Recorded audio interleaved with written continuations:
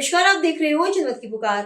प्रदूषण फैलाने वाली फैक्ट्रियां आज से होंगी सील, कोई नोटिस नहीं। दिल्ली के पर्यावरण मंत्री का सख्त निर्देश। दिल्ली में प्रदूषण फैलाने वाली फैक्ट्रियों को आज से सीधे सील करने का आदेश दिए गए हैं। प्रदूषण की बदतर स्थिति और इसे रोकने के लिए गई कई फैसलों के बाद सोमवार को दिल्ली के पर्यावरण मंत्री मनजिंदर सिंह सिरसा ने कड़े फैसले लेने की जानकारी दी। सचिवालय में प्रेस कॉन्फ्रेंस पर पर्यावरण मंत्री मनजिंदर सिंह सिरसा ने कहा कि आज से दिल्ली में एक्सटेंसिव ड्राइव शुरू हो गई है। जितनी पोल्यूटिंग फैक्ट्रियां आइडेंटिफाई की है उन पर सख्त कार्रवाई कर प्रॉपर्टीज को सील किया जाएगा। अब कोई नोटिस नहीं, कोई चांस नहीं, बहुत मौके दिए जा चुके हैं। मनजिंदर सिंह सिरसा ने फैक्ट्री मालिकों को सीधे तौर पर चेतावनी दी है, सुन लीजिए। दिल्ली में जो कल से वेस्टर्न डिस्टर्बेंस का थोड़ा असर दिखाई दिया, जिसके चलते बहुत मौसम आज भी खराब है। दिल्ली के अंदर पिछले 4 दिन से जब से हमने ग्रैप 4 के साथ साथ रिस्ट्रिक्शंस लगाई थी, उसका एक अच्छा रिजल्ट मिला। दिल्ली में पीयूसीसी में अब तक 2,12,332 इस दौरान कल रात तक पीयूसीसी हुए हैं। 2,12,332। ये पिछले जब से हमने ग्रैप 4 के साथ साथ नो पीयूसीसी नो फ्यूल लगाया है, तब से टोटल नंबर है पीयूसीसी का 2,12,332 16 तारीख से। और अब तक लगभग 10,000 ऐसे पीयूसीसी जो फेल हुए हैं। अक्सर कहा जाता है कि पीयूसीसी कराने गए तो ऐसे शायद सर्टिफिकेट मिलते, ऐसे नहीं मिलता। जो फेल होते हैं उनको दोबारा से कराना पड़ता है, अपनी जाके गाड़ी ठीक करानी पड़ती है, पोल्यूशन ठीक कराना पड़ता है। ऐसा नंबर भी 10,000 है जिन लोगों ने अब तक पीयूसीसी सर्टिफिकेट के लिए गए थे और उनकी गाड़ी फेल पाई गई, मापदंड पोल्यूशन के ठीक नहीं पाए गए, इनको दोबारा कराने पड़ते।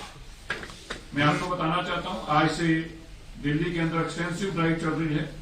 जितनी पोल्यूटिंग फैक्ट्री है हमने आइडेंटिफाई की है, उनके ऊपर सख्त कार्रवाई करके उन प्रॉपर्टीज को सील किया जाएगा। उन ऐसी पोल्यूटिंग इंडस्ट्री को सील किया जाएगा, उनको कोई नोटिस नहीं दिया जाएगा। अब कोई चांस नहीं, बहुत उनको चांस दिए जा चुके हैं ऑलरेडी, इसलिए आज से उनको सीलिंग प्रोसेस में सील करने का काम किया जाएगा। दूसरा, जिन इंडस्ट्रीज ने ओसीईएम के लिए अभी तक अप्लाई नहीं किया, 31 तारीख लास्ट थी, अगर उनकी भी कार्रवाई अभी तक उन्होंने नहीं अपना अप्लाई किया होगा तो उन पे भी कार्रवाई की जाएगी। दिल्ली के अंदर क्योंकि ग्रैप 4 के साथ साथ ये रिस्ट्रिक्शन है वर्क फ्रॉम होम की, ऐसी जानकारी मिली है कि कुछ प्राइवेट कंपनीज जो हैं इसको पूरा मान नहीं रही, तो उनको भी आग्रह है, उनको भी इसको पूरा मानना है। और अगर ऐसी कोई प्राइवेट कंपनी की बाय नेम हमारे तक शिकायत पहुंचेगी तो उनके ऊपर भी कार्रवाई की जाएगी। आज सभी एमसीडी के डिप्टी कमिश्नर्स डीपीसीसी के साथ जो अनऑथराइज्ड इंडस्ट्री है उसका भी सीलिंग का प्रोसेस एमसीडी की तरफ से शुरू किया गया है। 3 तरह की दिल्ली में इंडस्ट्री है, एक ऑथराइज्ड इंडस्ट्री है, एक रेगुलाइज्ड इंडस्ट्री है और तीसरी इलीगल है।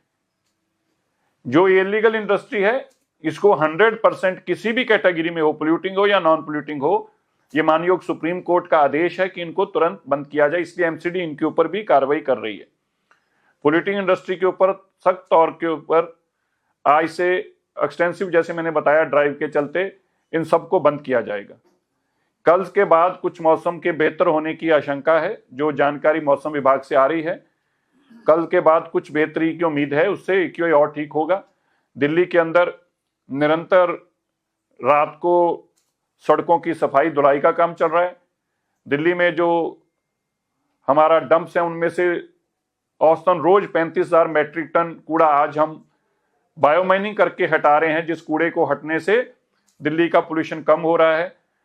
और दिल्ली के अंदर पिछली जो ड्राइव चलाई गई थी माननीय मुख्यमंत्री रेखा गुप्ता जी की तरफ से कि दिल्ली को मलबा मुक्त भी किया जाए, मिट्टी एक बहुत बड़ा कारण है, डस्ट जो कारण है, उसमें भी आप देखेंगे हमारा अभी बहुत ड्राइव चल रही, बहुत दिल्ली में से अभी भी मलबा और कूड़ा उठना बाकी है, लेकिन एक्सटेंसिव ड्राइव से बहुत कई लाख मैट्रिक टन कूड़ा और सिल्ट और मलबा हटाने में हम कामयाब हुए हैं। बहुत सारे वाटर बॉडीज हैं जिनके रिवाइवल के लिए हम तेजी से काम कर रहे हैं, डीडीए के माध्यम से भी और दिल्ली के रेवेन्यू डिपार्टमेंट के माध्यम से भी। वाटर बॉडीज, हमारा टारगेट है कि इस साल के अंदर हम अपनी जो पुरानी वाटर बॉडी सालों सालों से बंद हो चुकी हैं, लुप्त हो चुकी हैं, गायब हो चुकी हैं, उनको रिवाइव करें।